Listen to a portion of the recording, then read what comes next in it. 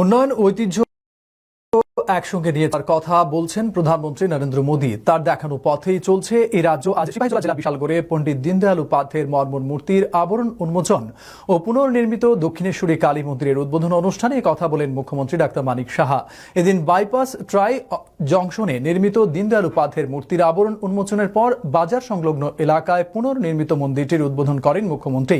তিনি অংশ নেন আয়োজিত যজ্ঞ ও পূজায়। অনুষ্ঠানে এছাড়া বক্তব্য রাখেন বিধায়ক সুশান্ত দেব, ছিলেন বিধায়ক অন্তরা সরকার দেব, জেলা সভাধিপতি সুপ্রিয়া দাস দত্ত সহ বিশিষ্ট জনেরা।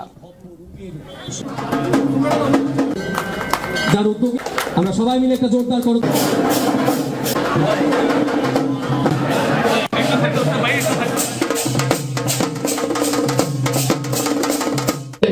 যে কাজ মাননীয় প্রধানমন্ত্রী আমাদের যেভাবে আমাদের বলছেন, যে মার্গদর্শন আমাদের দিচ্ছেন, সেইভাবে আমরাও কিন্তু কাজ করে চলছি। একটা সময় ছিল পণ্ডিত দীনদয়ালজিকে যাতে না জানতে পারি, আমাদের মানুষ যাতে না জানতে পারে, এরকম একটা ব্যবস্থা তৎকালীন সময়ের সরকার সেই কাজগুলো করেছে, পথ দেখিয়েছেন।